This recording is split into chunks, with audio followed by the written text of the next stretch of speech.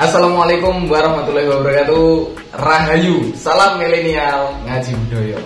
Dulur-dulur NTV dimanapun berada, alhamdulillah pada kesempatan hari ini saya kedatangan tamu yang luar biasa, kaula muda yang luar biasa, yakni adalah Kang Bagus. Selamat berjumpa kembali sedulur NTV. Lama nggak berjumpa. Kapan terakhir kita konten bersama? Oh, udah lama. Udah lama sekali. sekali. Streaming kemarin. Ya, streaming kemarin. Bedanya dengan yang kemarin tuh memang kita adakan di sekolah. Nah ini kita memang sengaja sowan namanya Gus Ahmad. Dolan lah. Tambah karo soal ngaji. Iya, betul NTV. Terus ini gini ya.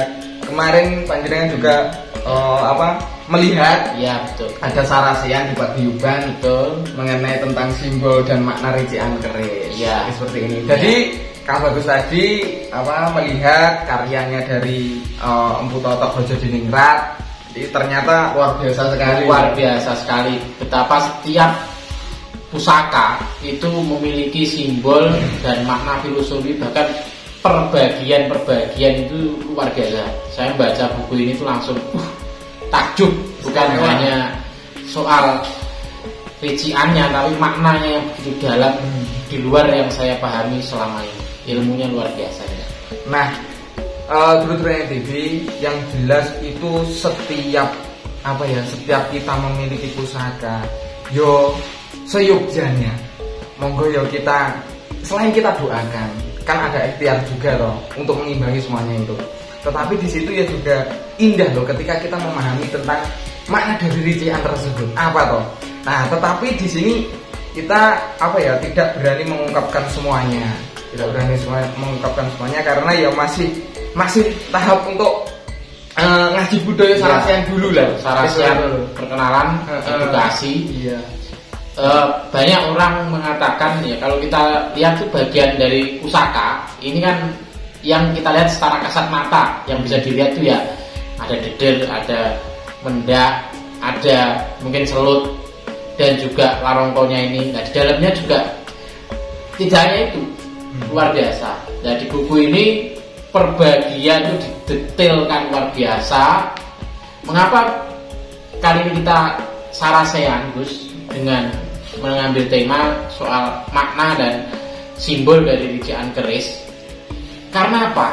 Kita ini untuk bisa mengenal sebuah pusaka, ya kita harus pertama mengenal secara fisiknya dulu, baru kita mengenal secara esoterinya ada. Dari mengenal yang fisik, terus kita pahami maknanya, filosofinya, dan begitu apa yang ada di dalamnya secara esoterik itu akan lebih mengena. Ibarat orang tuh kalau nggak kenal maka nggak sayang lah. Benar sekali. Jadi intinya kita kenali dulu yang secara bisa dilihat ya, secara mata. Kasat mata lah. Kita mata. Oh, ada kembang kacang, ada jalen, ada pijetan, ada sogokan, ada lo, ya seperti itu. Terus ada pamor dan sebagainya. Makanya indah sekali. Yang memang misalkan panjenengan acuh dengan hal tersebut. Aku cukup memiliki ya. Hal tersebut kayak gimana ya? Menurut saya kurang afdol sekali. Sangat kurang afdol sekali. Apa panjenengan kok mungkin memiliki pusaka brojol? Jadi seperti itu. Terus pusaka brojol itu adalah pusaka dari sekian pusaka yang memiliki kesederhanaan di dalam ricikan. Jadi seperti itu. Tapi malah menciptakan pusaka brojol itu lebih sulit daripada menciptakan yang lo. Loh, benar itu. Betul. Benar itu. Disuruh kenapa kok seperti itu? Ya itu loh.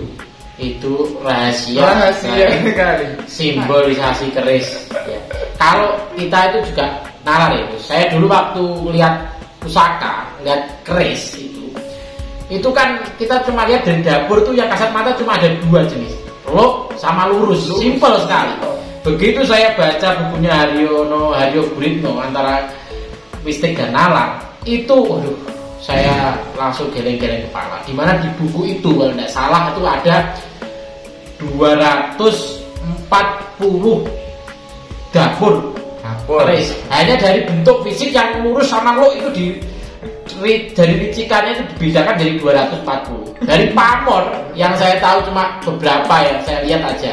Pamor Waskutang, pamor Banyumili. Dari pamor itu ada hampir 150 jenis pamor. Nah, di bukunya Bu Toto ini lebih detail lagi. Bukan hanya dapur, bukan hanya pamor, tapi rincian pasikutan perbagian dari pusaka ini. Ya ini loh, yang luar biasa sekali. Jadi seperti itu. Nah, seperti pusaka ini panjenengan Kang, yang ini coba kita lihat ya. Ini pusakanya Kang Bagus yang kemarin saya jamah sebetulnya di sini karena sudah waktunya. Iya, betul. Nah, ini kalau kita tahu bahwasanya ini adalah memiliki rincian, di sini ada tikel alis. Tikel alisnya 1, pijetan, terus ada kembang kacangnya pogok, terus ada jalen, terus di sini ada sedikit sekali lami gajahnya. Terus di sini ada serawean, terus sama gamen. Nah, jadi seperti ini. Ini ada dapur mundara. Nah, indahnya ini loh, indahnya. Ini saya berikan kepada panjenengan. Indahnya kelihatan. Nah, ini adalah pamor tiban. Pamor tiban itu adalah ketika empu menciptakannya tidak disengaja. Bayangkan pamor sudah disatukan antara besi, batu ya toh, sama wojonya sudah disatukan, diulet. Di sebagian bilah ini ada yang tidak ada pamornya. Loh, ini filosofinya dalam sekali teman-teman ini. Yang bagian ini saja. Ini seperti Rojo Gundolo. Ini. Terus Mas Kumambang, kendit. Nah, bahwasanya gonjo kendit, gonjo Mas Kumambang itu adalah panjenengan, semoga saja nanti bisa mendapatkan keluwihan rezeki. Amin. Tetapi di sini juga harus diimbangi dengan ikhtiar panjenengan. Iya, betul. Karena setiap fase ini ada beberapa fase ya. Ini yo semakin dhuwur angin itu saya gede. Betul. Jadi seperti itu. Ini luar biasa sekali. Bahwa saya kemarin saya jamah suruh dari wah, tenan ya. Terus di bagian gonjo, ini gonjonya nyumber teman-teman. Jadi ada sendang nyumbernya di bagian gonjo. Makanya luar biasa sekali. Terus setiap era, sekarang ya, setiap era itu memiliki ciri khas sendiri-sendiri, memiliki pamor itu bagi saya wis ribuan pamor malah.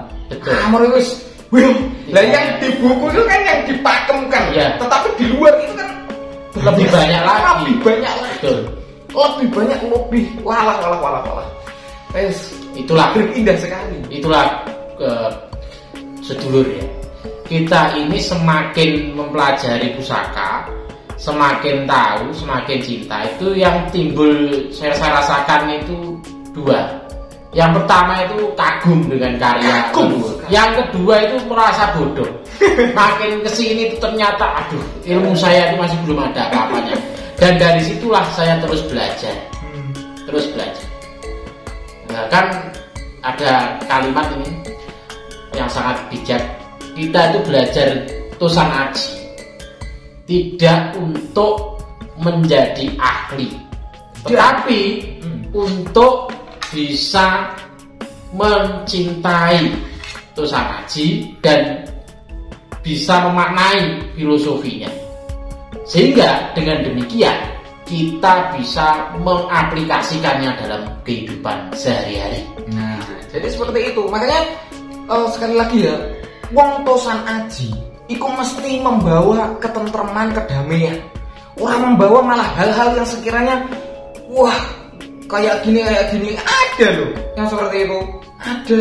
Makanya kok wong Tosan Aji kok teko wis adem, tentrem, ayem. Itu sudah energi dari pusaka itu juga akan mengimbangi loh.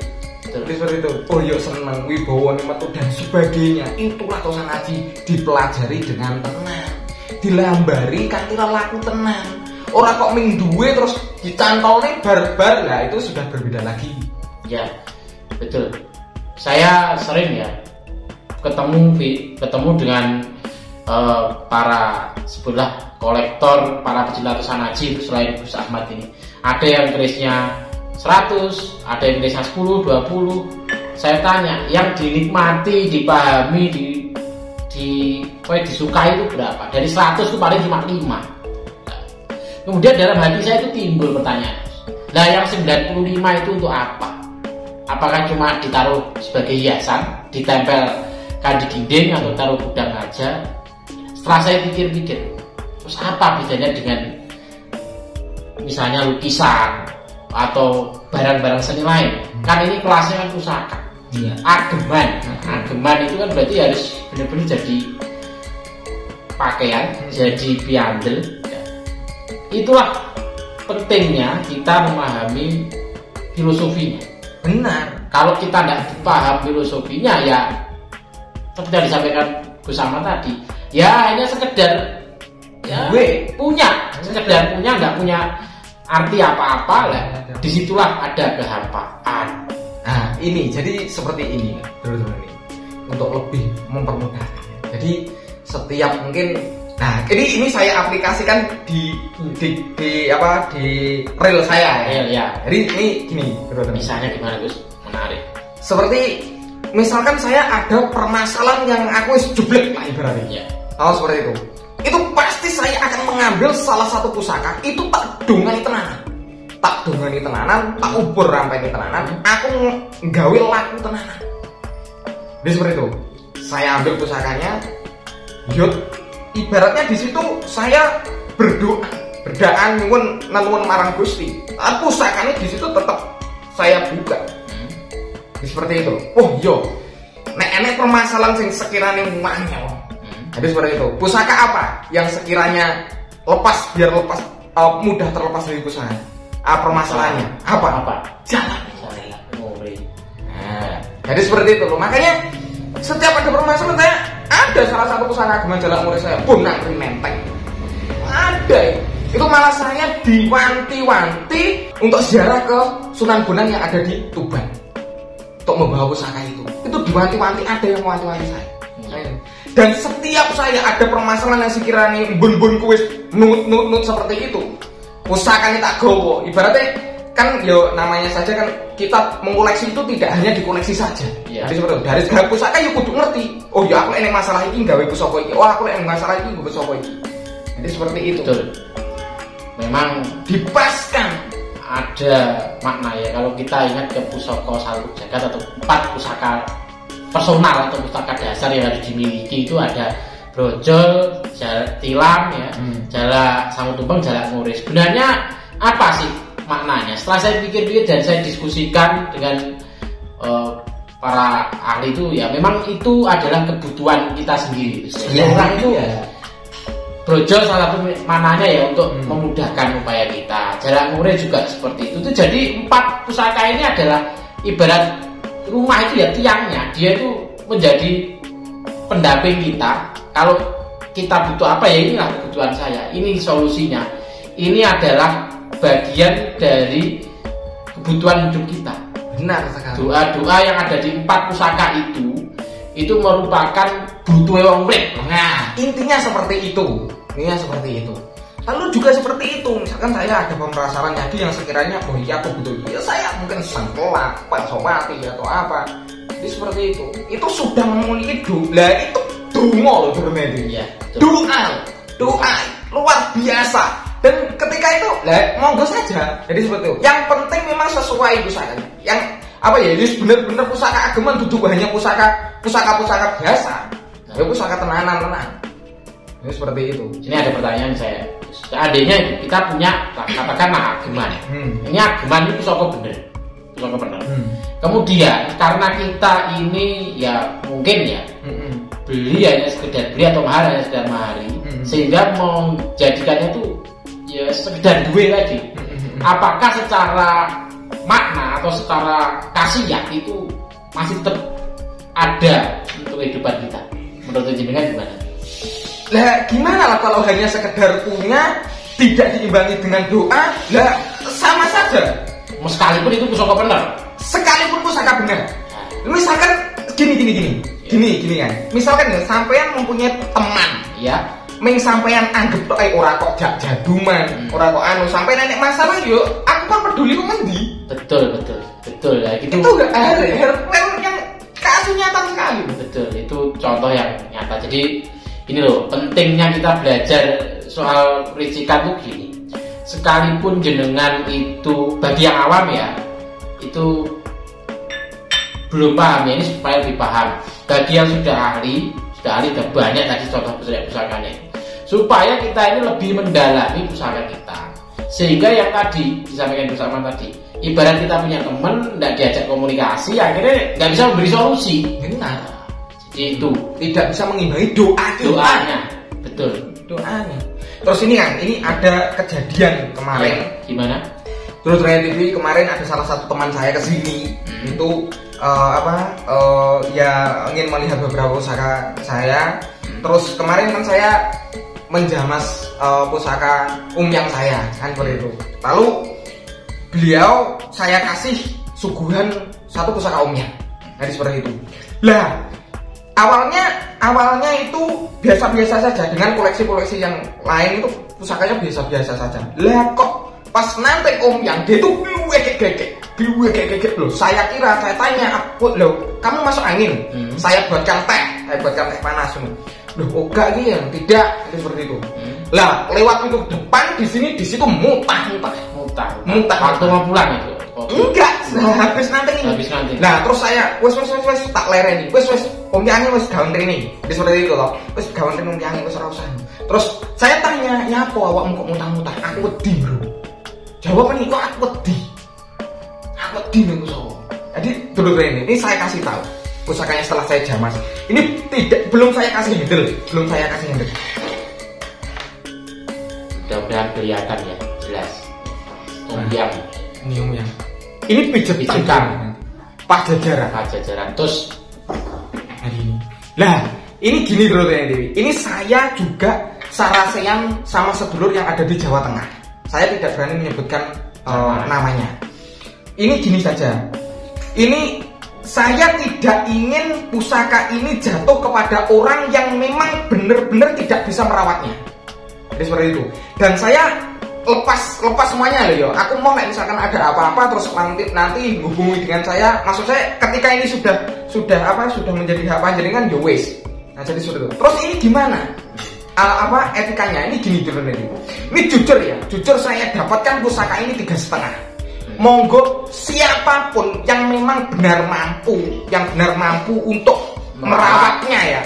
Merawatnya sekali lagi kalau misalkan terjadi hal-hal yang sekiranya misalkan kok koyok ngene rasanya. Nah itu nanti jangan dikait-kaitkan dengan saya. Soalnya kenapa? Sekali lagi ini saya dapatkan, saya kolek yang ada di rumah, saya anaknya lepas. Wes gak tahu masih wes tinggalannya bapak. Jadi seperti itu. Loh kok gitu? Ya wes lah. Saya sebenarnya ingin menelusuri ini gimana? Apakah ini yang disebut dengan umyang tagih? Soalnya kalau umyang tagih itu ketika seseorang mempunyai hutang ya. Itu kalau tidak segera dibayar memang mutah-mutah. Iya, dan mutah-mutah gede. Betul. Ceritanya seperti itu. Betul. Nah, makanya sekali lagi entah siapa yang penting panjenengan kembalikan saja mahar saya awal 3,5. Selepas itu wis kita lepas. Saya tidak akan memperbaiki prabot karena awalnya saya ingin memperbaiki prabot. Jadi seperti itu. Jadi aku lepas daripada itu. Jadi saya akan berikan ketika panjenengan mampu. Soalnya ini memang bener winget tenanan dan sudah terputih teman saya. Langsung baru nanting langsung. Gegek terus itu muntah-muntah. Gitu. Saya telepon dengan bapak saya yang ada di Jawa Tengah. Kok gini? Ya wes Gus, sing penting sampeyan pemaharan etika pemaharan sing bener ning wong sing tenan iso ngrawat. Dia seperti itu. Jadi itulah esoterik dari pusaka itu kita tidak tahu. Esoterik dari pusaka kita tidak tahu dan kita ini sebenarnya pertanyaan bagus kan. Memang dari awal loh di era Pajajaran kita tidak tahu majikan awal sampai sekarang. Betul. Itu di koyok kita tidak tahu. Betul. Itu pertanyaan bagus sekali. Ya ini juga saya menjadi pemikiran saya. Sebuah pusaka itu kan kalau jangan pernah bilang kalau kita itu entah dapat pusaka ya, entah itu dari ahli rawat ataupun juga hibahan, itu sebenarnya kalau soal esoterik itu kan soal bonus. Karena kita tidak tahu riwayatnya satu yang buat siapa, yang kedua majikan sebelumnya ini siapa, merawatnya untuk apa, digunakan seperti apa, kita nggak tahu. Riwayatnya ini kita nggak tahu. Maka kalaupun kita punya ini, itu saya anggap ada filosofi yang positif itu ya bonus, dan kalau ada sesuatu yang mungkin di luar keinginan itu ya sudah lepas. Makanya seperti yang disampaikan Gus Ahmad tadi, bila dari sedulur yang mungkin merasa mampu memahami, mampu merawat, dan yang jelas itu mampu menerima risikonya. Risikonya dalam arti ada setelah jenengan merawat ada hal yang tidak diinginkan, seperti yang disampaikan bersama tadi, kita sudah lepas tangan. Saya lepas tangan. Makanya wong ini yang saya alih rawat sebenarnya sudah ada yang berani tinggi, tapi saya tidak mau. Wes balik nopo ini. Seperti itu. Terus lah ini kok isih kawula muda. Lah karena di sini masih iki sik bocah saya enggak tega. Kalau bisa ya wis tenan aku kepada orang yang benar-benar tepat. Intinya seperti itu. Nah Kang, ini kita sudah agak di penghujung acara, nanti kita sambung lagi. Iya. Mungkin ada beberapa pesan untuk kita semuanya lah, untuk misalnya monggo jenengan sebagai pecinta juga di Toria. Oke, saya hanya berpesan, cintailah budaya Tosanaji ini, tidak hanya sekedar cinta, tapi cinta itu karena paham, menyukai itu karena kita itu ngerti. Dan setelah kita mengerti, memahami, bukan sekali lagi jangan berlomba-lomba dan merasa paling ahli. Karena semakin tanda kita itu belajar seperti padi, akan semakin merunduk, merasa bodoh, dan akan terus belajar. Tapi niatkanlah kita memiliki, kita belajar, kita mencintai Tosanaji adalah untuk mampu mengaplikasikan filosofinya dalam kehidupan sehari-hari. Seperti yang tadi di awal disampaikan Gus Ahmad, bila hanya punya pusaka itu sekedar punya, maka itu sama seperti hiasan. Dan apalagi kalau setelah kita memiliki Tosanaji, kok perilaku kita tambah liar, tambah negatif, ini ada yang salah. Ada yang salah. Itu jadi pesan saya bagi kita semua, kaula muda khususnya, yuk belajar Tosanaji, jangan berhenti. Bagi yang sudah merasa sudah ahli, tetaplah terus belajar, karena semakin terus belajar kita akan semakin memahami dan menyadari betapa adilumnya pusaka-pusaka yang sudah diciptakan oleh leluhur kita. Dan setiap acara saya selalu punya prinsip ini, ingat prinsip kita, prinsip saya pribadi, Jawa digowo, Barat diruat, Arab digarap. Itu terima kasih Kang Bagus. Mungkin kita nanti sambung lagi di video berikutnya. Terima kasih. Kita akhiri dulu. Apabila ada kekurangan kita mohon maaf. Apabila ada kelebihan, ini adalah murni dari doa panjenengan semuanya. Kita akhiri dulu. Assalamualaikum warahmatullahi wabarakatuh. Rahayu, salam milenial, ngaji budaya.